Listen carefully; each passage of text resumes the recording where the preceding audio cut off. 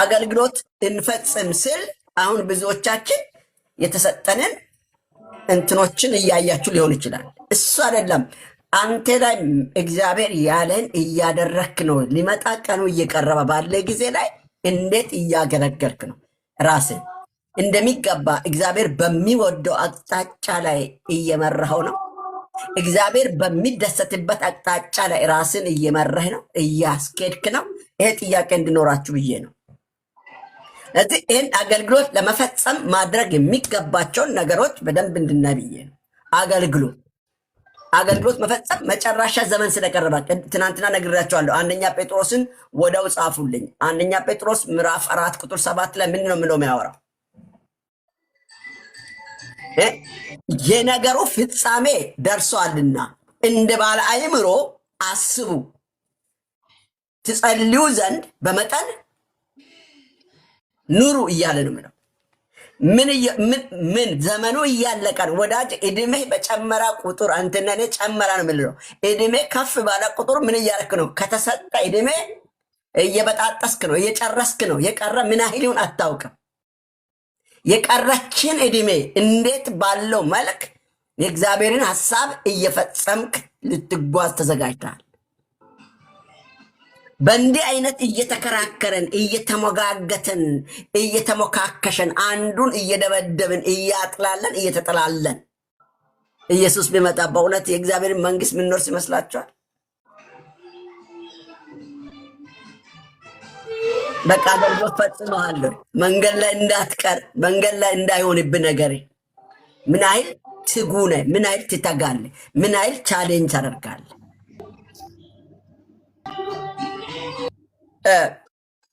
ስለዚህ ይህ ቃል ከእግዚአብሔር ለእኛ የሚሰጠን ጥሪ ነው። ይሄ አሁን ከላይ ከሰማይ ይሳኮር እንደተናገረ አታርጉ። በይሳኮር አልፎ የሚናገር እርሱ የሰራዊት ጌታ እግዚአብሔርና መንፈሱ ነው። ያ መንፈስ ዛሬም ይህንን ጥሪ ይጠረናል።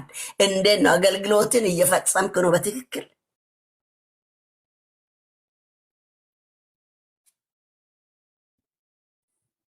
ዘመኑ እየቀረበ ነው። ጊዜው እያለቀ ነው። እየመሻ ነው ያለው። ብዙዎቻችን የምንደፋደፈው ምድር ላይ የሆነ ነገር ተሽሎክ ዛሬም ቢሆን በእንዲህ አይነት ነውጥ ውስጥ ሆነን እንኳን ነገሩ ሁሉ ብርት ብሎ እየታየም እንኳን ዛሬም በማይገባ ህይወት ውስጥ እየተመላለሰን እንኖራለን።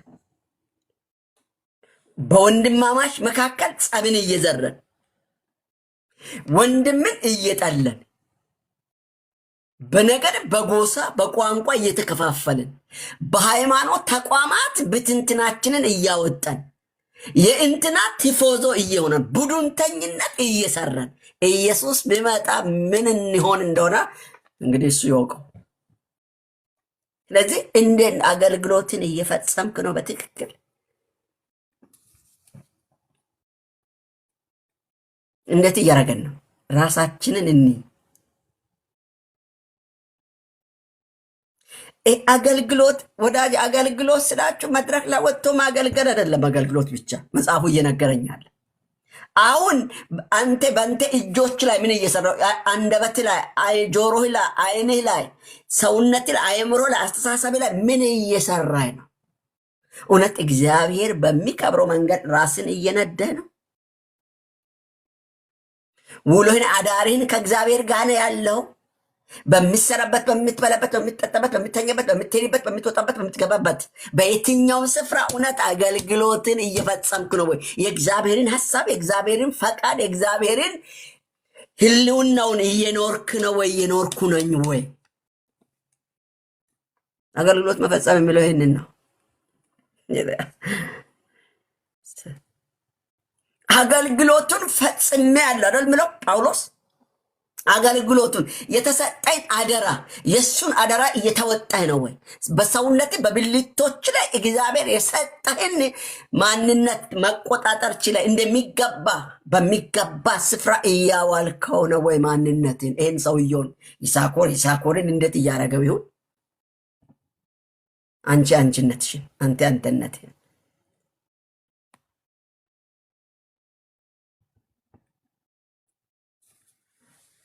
ይህንን ለመፈጸም ምን ማድረግ እንዳለብን ነው መጽሐፉ እየነገረናል። ዘመኑ ቀርቧል። ስለዚህ ንቁ ሁን። እንዲህ ብላችሁ ጻፉልኝ። ለእኔ ጻፉ ውስጥ ዘመኑ ቀርቧል፣ ንቁ ሁን በሉኝ። እኔን በሉኝ ውስጥ ለእኔ ብላችሁ ጻፉ።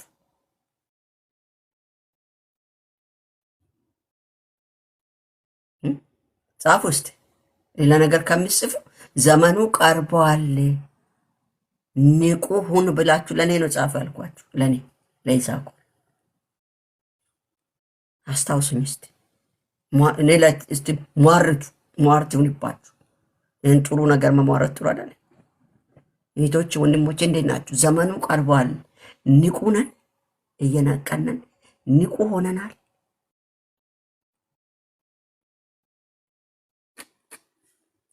መጨረሻ ቀርቧል ማለት ጊዜው አስፈላጊ መሆኑን እያሳየን ነው። ይሄ ጊዜ በጣም አስፈላጊ ነው። ወደ ጌታ ልንጠጋ የሚያስፈልግ ጊዜ ላይ ነን ያለ ነው። እንትን የምንቧርቅበት እንትን የምንልበት አይደለም። በየአደባባዮቹ ጭብጫባ የምናበዛበት አይደለም።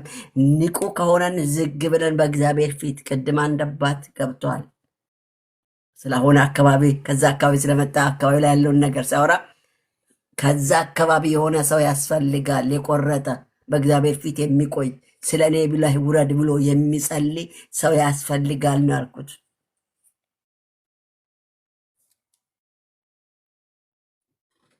ሰው ዘሎ ራሱ ጋር ያለውን ኮተት ይዞ ሌላ ሰው ላይ ሊፈርድ ይሮጣል። መንግስት ላል ሲፈልግ እሱ ማይሰራውን ስራ በሰፈሩ ላይ እኮ አንድን ሰፈር፣ አንድን መንደር፣ አንድን ቤት፣ የራሱን ቤት እንኳን እንደሚገባ የማይዝ ሁላ ሌላ ላይ ይተቻል። ፓስቴር ላይ ይተቻል። መሪ ላይ፣ ቤተክርስቲያን መሪ ላይ ይተቻል። በቃ ማንሎ ነገር የለም። ወዳጄ አሁን አይንህን ወደ ራስ ያርግ። ዘመኑ እያለቀ ነው። ንቃ። ድንገት እንደ ሌባ ይመጣል። እንዲህ ብሏል፣ ወደ ምድር ሲመጣ እምነትን አገኝ ሆንን ብሏል እኮ ኢየሱስ። እሱ ክፍል ሁሌ ሲያስታውሰው ሁሌ ይላል፣ እባክህን ስትመጣ ከምታገኛቸው ካመኑት ውስጥ እኔን ያርገኝ እለዋለሁ ልመና።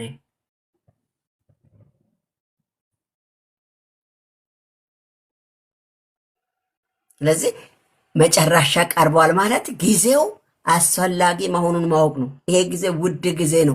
የፈለግነውን የምንልበት ጊዜ አይደለም ወዳጆች። ራስን ይዘን ከእግዚአብሔር ጋር እውነት ትክክል ነኝ ወይ ብሎ ራስን የማያት እጆቼ በትክክለኛ ቦታ ላይ ይዘረጋሉ። እግሬ በትክክለኛ ሰፈር ላይ ነው የሚመላለሰው። መንደር ነው የሚሄደው። የት ነው የሚሄደው? ሰውነቴ፣ ብልቶቼ እውነት በሚያስፈልገው ቦታ ላይ ስራቸውን እየሰሩ ነው ወይ? አንደበታችን ትክክለኛውን ንግግር እየተናገረ ነው ወይ? አይናችን ትክክለኛ እይታ ውስጥ ነው ወይ? ጆሮ ትክክለኛውን ነገር ይሰማ ይሁን? አገልግሎት ትፈጽም ዘንድ ይህንኝን አንተ 12ቱን ብልት ምን ኃይል ይዛሃል? ሌላ ላይ ይህን እንኳን ይህን ሰውነት እንደሚገባ መቆጣጠር ማገልገል ያልቻልን ነን እኮ ብዙዎቻችን። ለዚህ ሰውነት ጥንቃቄ ታደርጋላችሁ። እንደሚገባ የእግዚአብሔር ሐሳብ፣ የእግዚአብሔር ፈቃድ፣ የእግዚአብሔር ፍላጎት ባለበት ቦታ ነው የምታውለው። እግዚአብሔር እንደፈቀደው እጅ እሱ ያለው ነገር ላይ እኔ ዳዊት አንዳንድ ቦታ ላይ እጄን ከደም ከለከልሽኝ ይላታል ለዛ ሴትዮ። ከደም ነው ያስመለጠችው። ባሏ አናደው ሊገላት ሲሄድ ወታ በእግሩ ስር ወድቃ ምን ነው አለችው። እንዲሆኑ ብላ ስትናገረው ሄደ ሳይነካ። ከዛ ዋው ከደም አተረፈችው። ደም ከማፍሰስ እጁን ጠበቀችው። አሁን ብዙዎቻችን ብዙዎች እንዲጋጩ እንዲጣሉ ከማድረግ ከማስታረቅ ልቅ የምናጣል አይደለን። አገልግሎት እንዴት እየፈጸምክ ነው? አገልግሎትን እየፈጸምክ ነው በትክክል? አገልግሎት መፈጸም ሲባል በጣም ሌላ ነገር ነው የምናስበው። በቃ ምናምን ወዳጄ፣ ክርስቲያን እንደ እንቅልፍ ሰው አይኖርም። ክርስቲያን እንደ አንቀላፋ ሰው አይኖርም። እንቅልፋም አይደለም። ንቃ አንተ። ክርስቲያን ንቁ ነው። ዘንድሮ ያለን ክርስቲያኖች በጣም እንቅልፋሞች ነን።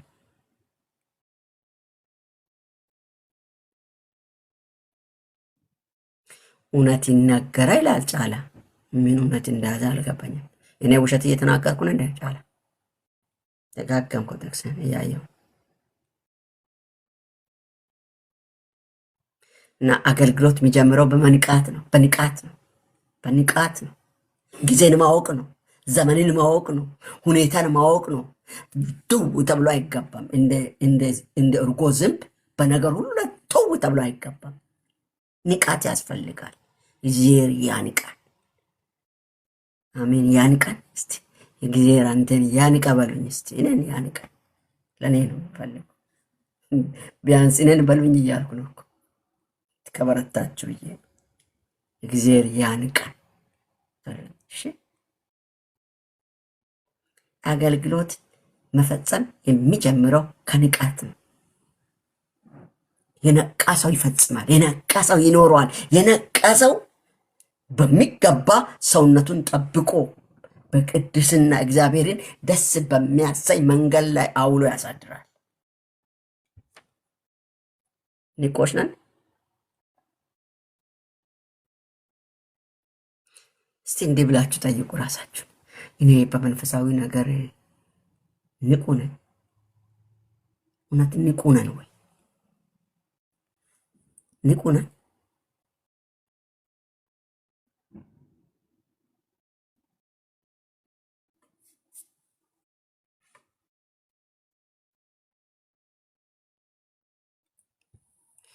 እውነተኛማ ስለ ሰማይ ነው የሚናገር፣ ስለ አገር አይናገር። ምድራዊ ውሸታሙ ነው። ምድር የሚሸተው ሰው ነው ምድራዊ ነገር የሚያወራ። ሰማይን እናወራ ፕሌስ። ሚዩት አድርጉት ጫለ እንዳይጽፈው። ሞዴሬተሮች የሉም እንደ ዛሬ ሀሳቤን ከሚሰርቅ ሚዩት አድርጉት።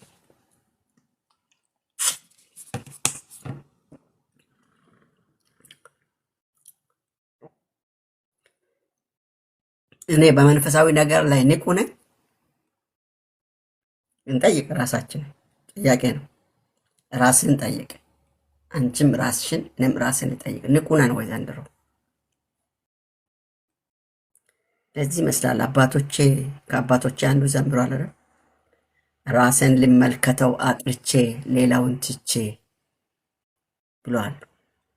ሌላውን ትቼ፣ ምድርን ትቼ፣ ሰውን ትቼ፣ ሰይጣንን ትቼ፣ ኮተቱን ትቼ ራስን እያየው ማለት ሰማይ ማለት ነው ወዳጅ።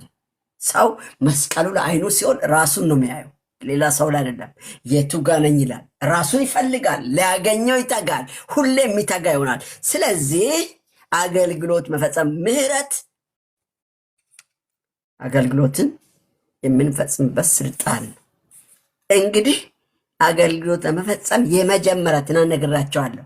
አንደኛ በጸሎት መትጋት ነው። በህይወት የጸሎት ሰው ካልሆንክ ልክ እስትንፋስ የሌለው ሰውነት ሬሳ እንደሚባለው አንተ ኑሮህ ሬሳ ነው የሚሆነው። ማጸልይ ከሆንክ የማይጸልይ ሰው በቃ ሬሳ የተባለው ነፍስ ከስጋ ሲለይ ሬሳ እንደሚባል ጸሎት የሌለው በጸሎት የማይተጋ ክርስቲያን እንደዛ ሬሳ ነው። ዝም ብሎ ቆሞ የሚሄድ ሬሳ፣ ነብናቢ፣ ወረኛ፣ ዝም ብሎ ቆሞ የሚበነንብ እንደኔ የሚሰብክ ምጮ ነው። ብቻ በቃ ጩኸት ነው። ስለዚህ ምን አይነት የጸሎት ሰዎች ነን?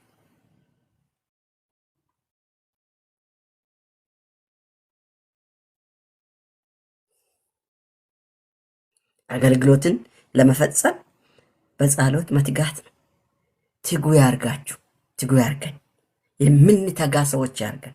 ዘንድሮ ትጋት የለንም። ለወሬ ትጋት አለን፣ ለሐሜት ትጋት አለን፣ ለቡድንተኝነት ትጋት አለን፣ ለአድማ ትጋት አለ፣ ለመብለያየት ትጋት አለን፣ ለመተቻት ትጋት አለ፣ ለክርክር ትጋት አለ፣ ለመማር፣ ለማወቅ፣ ለመጸለይ፣ በፊቱ ለቆይታ ለማድረግ፣ ይህን ሰውዬው ለማቅናት፣ አስተሳሰቡን ለመለወጥ የጸሎት ነገር የለን።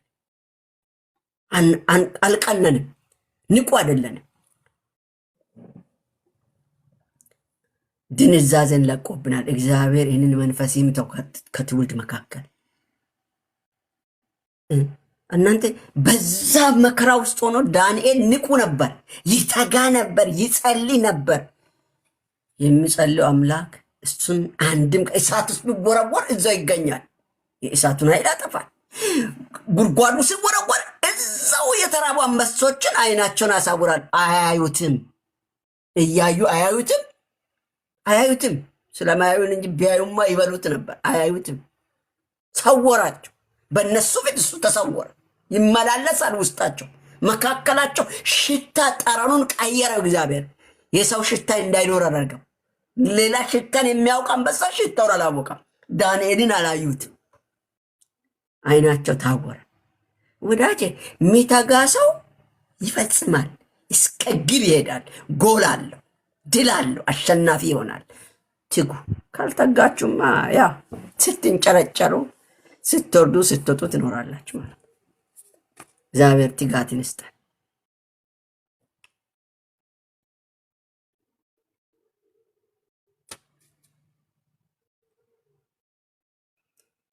መልኬን ቀይሩ። ንግግሬን ጌታ መንፈስ ስለቀየራ ነው እየተናገርኩኛል። እየጠበቅኩ ነው። መንፈስ ቅዱስ ግን በእኔ ላይ ነው። አሁን የምናገረው ነገር ወዳጆች ተናግሬ ምንም ማላውቀውን አቅጣጫ ላይ ዞሬ ነው የምናገረው።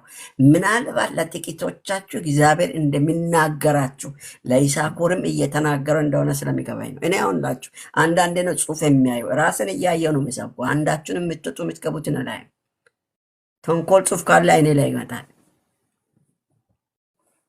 ስለዚህ በጸሎት መትጋት አገልግሎት ለመፈጸም ሰው ምን መሆን አለበት? እስከ መጨረሻ በጸሎት ልንተጋ ይገባል። ትጉን አይደል የሚለው? ኤፌሶን 6:11 ለጥፉልኝ። ምንድን ነው የሚያወራው? ኤፌሶን 6 ዲያብሎስን ለማሸነፍ የእግዚአብሔር ዕቃ ጦር ሁሉ ልበሱ እያለ ነው የጀምረው። ልበስ የእግዚአብሔርን ሀሳብ በእግዚአብሔር መንገድ ውስጥ በእግዚአብሔር ፈቃድ ውስጥ መመላለስ ስትጀምር ጠላትን ታሸንፋለህ፣ ዲያብሎስን ታሸንፋለህ። የሚተጋ ሰው ቃል ያነባል። የሚተጋ ሰው በቃ ማያደርግ ነገር የለም። የዲያብሎስን ሽንገላ ትቃወሙ ዘንድ እንዳይቻላችሁ የእግዚአብሔርን ዕቃ ጦር ልበሱ። ቃል ለማንበብ ድብርታሞች ነን፣ አናነብም። ደግሞ መጽሐፉ ከባድ ነው። ያፋሽካል። ገና ስትከፍቱ ያሻፍካል፣ ያፋሽካል። እንቅልፍ፣ ድንዛዜ፣ ድካም ይላችኋል። በቃ አይናችሁ ይደበዛ ትላላችሁ። ያደርጋል። በጣም ከባድ መጽሐፍ ነው። መንፈስ ቅዱስ ካረዳችሁ በቀር ከባድ። ከተጋችሁ ግን በስመ አብ ሱስ ይሆንባችኋል። እንደ እግዚአብሔር ሱስ ያርግላችሁ። ሚያተጋውን መንፈስ ያምጣላችሁ።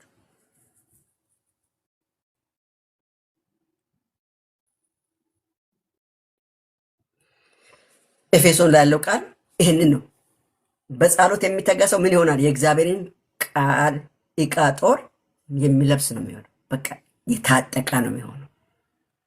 በጸሎት የሚተጋ ሰው ትጥቅ አለው፣ ቃል አለው። ይመዛል፣ ይተኩሳል፣ ይመዛል፣ ይለቋል። ቃል ይፈሳል።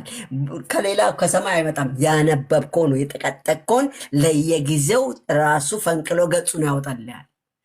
ቃሉን ያመጣልሃል። ምን እንድትመልሱ ራሱ አፋችሁን ላይ አይምሯችሁ ላይ ልባችሁ ላይ ያፈልቀዋል። መቼ? ከተዘጋጀ ነዋ። ሁሌ ብላ፣ ሁሌ ጠጣ፣ ሁሌ ትጋ። መትጋት ይጠይቃል።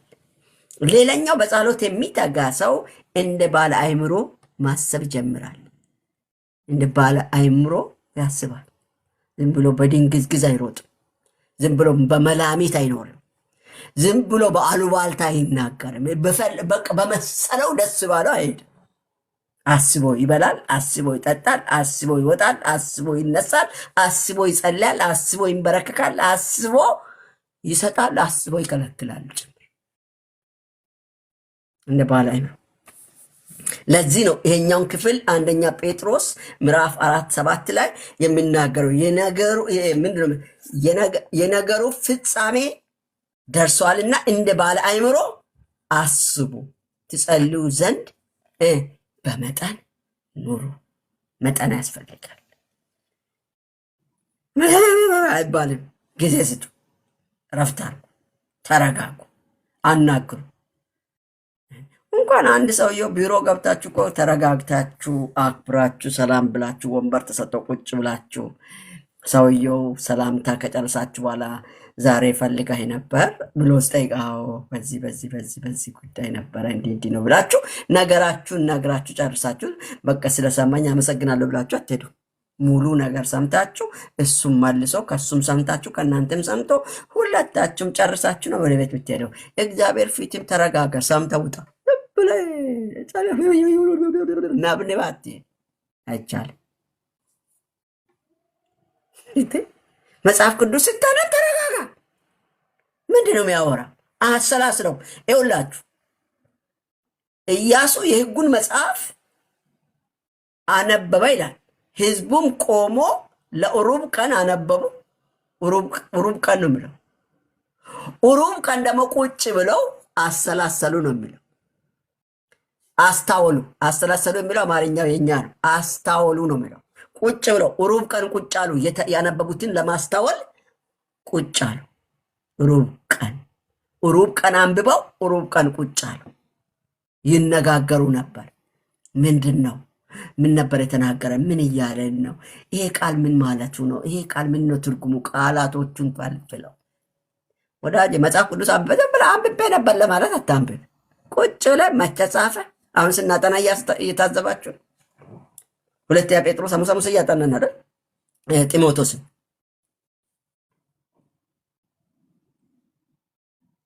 መቼ ተጻፈ? ለማ ተጻፈ? እነማን ናቸው የተቀበሉ? ምን ነበረ መልእክቱ? ሀሳቡ ምንድነው? ዋና መልእክቱ ምንድነው? ለነማን ነው? ቃላቶቹን ለምን ይህን ቃል ተጠቀመ? ይህነኛን ሁሉ ከፈለፈልን በኋላ ኦኬ ይሄ ነው ትርጉሙ። ታዲያ ወደ እኛ ማዋሃድ ነው ላይፍ አፕሊኬሽን የሚባለው።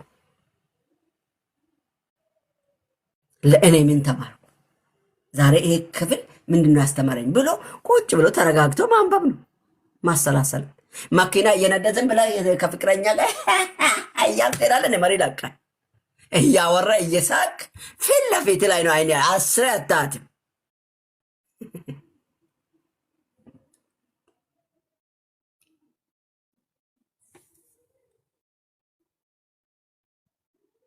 ምክንያቱም መንገዱ ላይ ጉድጓድ ሊኖር ይችላል። ተጣሞ ገደል ጎን ገብቶ ከነምን እንዳይገለባብጥ ተጠንቅቀ ነው ብትሆነ።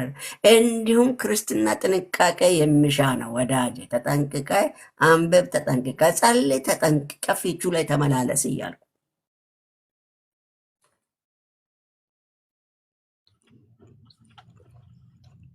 ከዚህ አገልግሎትን መፈጸም ሲባል የሆነ በቃ የተሰጠኝን አደራ ይወጣል። የተሰጠኝ እጅ እግርህን ጠብቅ፣ በደንብ እንደሚገባ አውጥተህ አስገባ።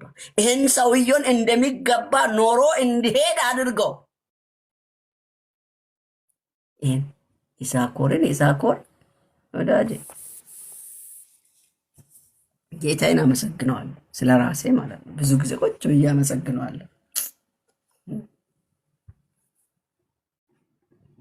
እንዴት እንደረዳኝ እወደዋለሁ አባትን።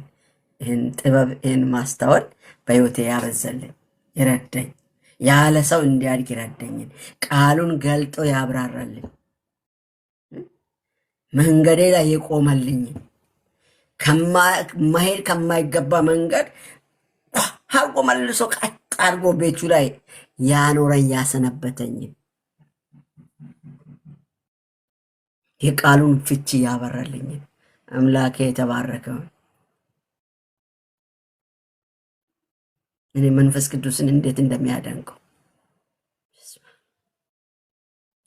ነኮ ሄዳ ይመለስ ዞር በዚህ እንዲሽ ደግሞ ቅራ ይላል፣ ያስተካክላል፣ ይናገራል። አይምሮ ከእኔ ማይርቅ የተባረከ የእግዚአብሔር መንፈስ ቅዱስ ለዘላለም ብሩክ ይሁን። እናንተ መንፈስ ቅዱስን የሰጠን እግዚአብሔር አብ የተባረከ ይሁን። ለዚህ ነው እኮ ኢየሱስ ክርስቶስ ምን እንዳለ ታስታውሳላችሁ? እኔ እሄዳለሁ፣ እኔ ወደ አባት ሄዳለሁ፣ ሌላ አጽናኝ እልካለሁ፣ እርሱ ከእናንተ ጋር ከኔ የሚሻል ሁሌ ከእናንተ ጋር የሚኖር የሰማችሁትን የሚያስታውስ የሚገልጥ የሚያስተምር የሚረዳ ሁሌ ከእናንተ ጋር የሚኖር አለና በአምሳኛው ቀን ላይ መጣ፣ ታያቸው። ባመኑት ላይ መጣ በሚታይ መልክ። ዛሬም በእኔ ላይ መጣ፣ በእንቺ ላይ መጥቷል። መንፈስ ቅዱስ የተባረከው እሱ አብን አክብሮ ወደ እኛ መጣ። ሲሄድ ደግሞ መንፈስ ቅዱስ ደግሞ ወልድን አክብሮ እኛ ጋር መጣ። አተመን፣ ፈቃድ ሰጠን። እሱ ነው ማተማችን። ስወጣ ይታያል፣ ማተብ አለ፣ ፈቃድ አግኝቻለሁ። እሱ በእኔ ላይ ነው፣ ማተሜ ነው እኮ። መንፈስ ቅዱስ ሲባረክ በግል አንባርከውም እኮ። አንዳንድ በሰማይ ያለውን እዚህ ጋር መንፈስን አሳዝናችሁ እግዚአብሔር አምላክ ምስጋናን አይቀበልም። እዚህ ያለውን መንፈስ አኩን መጀመሪያ አጠገቤ ያለውን ሁሌ ከንተ ጋር የሚኖረውን መንፈስን ስመ፣ ታዘዘው፣ ተገዛለት። ከሱ ጋር ቁርጠኛ ሆነ የእሱን ሀሳብ ፈለግ ተካተል፣ ምልህን ስማ። አብ ምስጋናን ይቀበላል፣ ልመናን ያደምጣል፣ መንገድህን ያቀናል። መንፈስ ቅዱስን አክብሩ፣ ክብር ይኖራል። እሱ እግዚአብሔር ነው እና እንግዲህ አገልግሎትን ለመፈጸም የመጀመሪያ ምን አልኳችሁ? በጸሎት መትጋት ነው። በጸሎት መትጋት ስንተጋ ምን እንሆናለን? የእግዚአብሔርን ቃል ጦር ዕቃ እንለብሳለን። እንደ ባለ አእምሮ በማሰብ የምንመላለስ እንሆናለን። ይህንን ስንሆን አገልግሎትን እንፈጽማለን፣ በሚገባ አገልግሎትን እንፈጽማለን ማለት ነው። እስቲ አገልጋይ ነህ ዛሬ፣ እንደ አገልጋይ ነው የሚናገረን። አገልጋይ ሲባል መድረክ አገልጋይ ያልኳቸው አይደል። አንተ ለአገልጋይ ነህ። መጀመሪያ አንተነትን አገልግል። እስቲ አገልጋይ ነኝ በሉ፣ ለራሴ አገልጋይ ነኝ በሉ።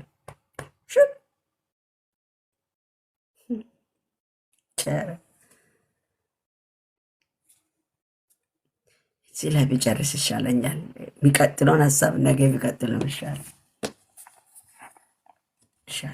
እንጸልያለን።